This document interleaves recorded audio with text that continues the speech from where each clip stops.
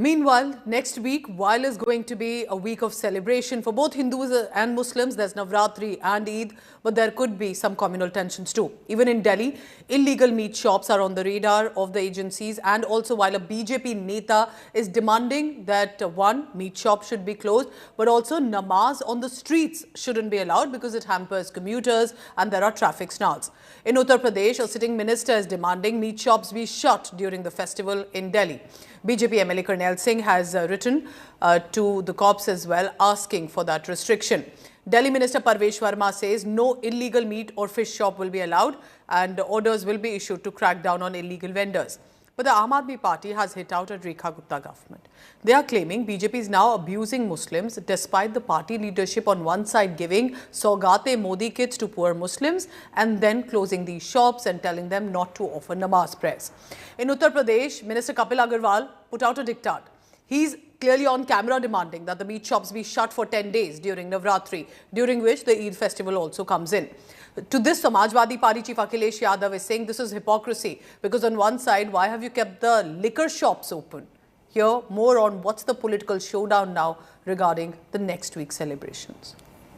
अध्यक्ष जी, सारे अधिकारियों को निर्देश दे दिए गए हैं। कोई भी मांस मच्छी वाला दिल्ली में इलीगल बैठा हुआ है तो उसको तुरंत हटाने का निर्देश हमने दे दिया। जहां पर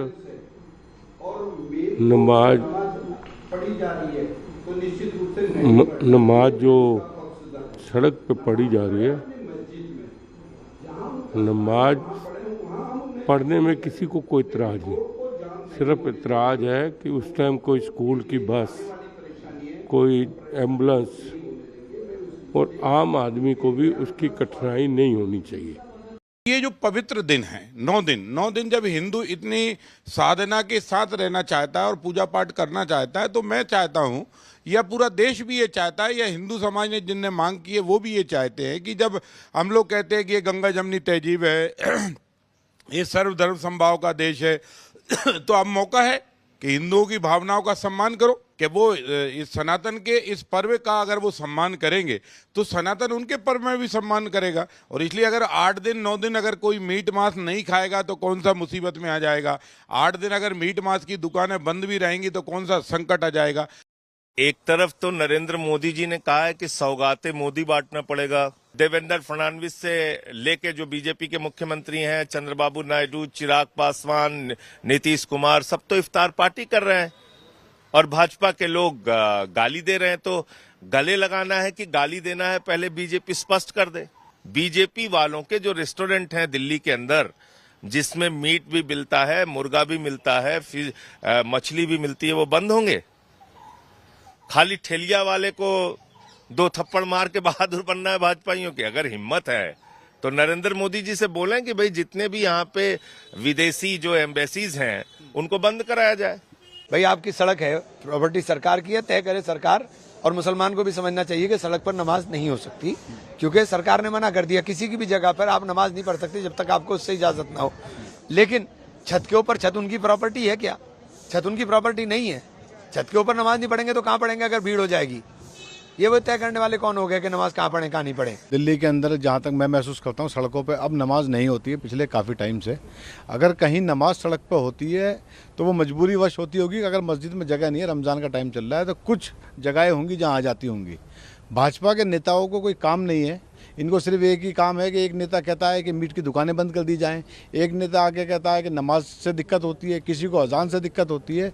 ये मुद्दे से भटकाने के लिए जब कुछ काम नहीं होता तो धर्म की राजनीति पे ये लोग आ जाते हैं और बार बार वही काम ये कर रहे हैं। नवरात्रों में ये जो निर्देश आया क्या?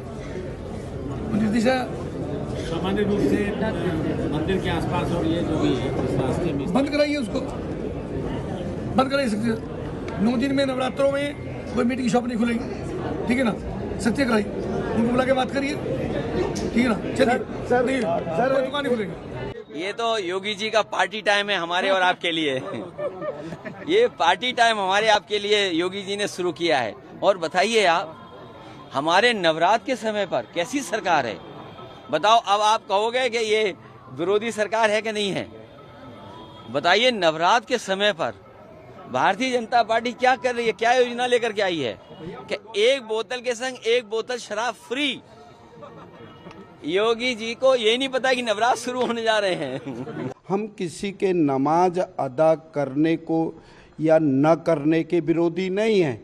आप मस्जिद में करिए ना, जहां आपने जो करना है उस कार्यक्रम को वहां बनाइए, लेकिन मेन रोड में करके आप लोगों को परेशान न करें, ये मेरा कहना है। ये कोई धर्म का मुद्दा नहीं है, ये इशू कन्वीनियंस और इनकन्वीनियंस का है कि अगर सार्वजनिक स्थान पर, सड़क पर या राह चलते हुए जहाँ पर से लोगों ने गुजरना है, वाहन गुजरने हैं, अगर उस पर कोई भी किसी तरह का अतिक्रमण होता है इन दी फॉर्म ऑफ पीपल, लोग इकट्ठे होते हैं या फिर किसी और तरह की असुविधा होती है, तो उसके लिए निश्चित रूप से आवाज़ उठाई जाती है। तो इसी प्रकार से उन्होंने उस असुविधा को दूर करने के लिए वहाँ अगर सार्वजनिक स्थान पर ऐसा हो रहा है तो दूसरों को वो नहीं होनी चाहिए। कोई अपने धर्म का पालन करे तो उसको पूरी आज़ादी है, पर उसकी आज़ादी उसके अपने तक ही सीमित होनी चाहिए। India Today's Samarth Srivastava has been tracking all these accounts that are coming in. What's the situation on the ground, Samarth? Because in many ways for Uttar Pradesh, it will be a big week of celebration both for Hindus and Muslims, but to also ensure there are no communal tensions. Well, exactly, Pooja. It's a big thing happening here because we see on 31st it could be Eid and Navratra will start on Sunday. So both the festivals will be happening one after another. So that's why we saw how in Sambhal a meeting held in which both Hindus and Muslims came together and in a way signed a pact with both the leaders saying that yes, they'll be celebrating the festival together. Also, police giving the message that if you are serving the Sevaiya to one particular community, then you will also have to have some holy gujia from that particular community. So that's what the message is coming. But also politics is on in the state of Uttar Pradesh, be it for Sambhal, be it for Navratri. At one hand, Akhilesh Yadav is slamming the government, saying that the liquor shops are serving one bottle free on the liquor, and that's happening when Navratri is knocking doors.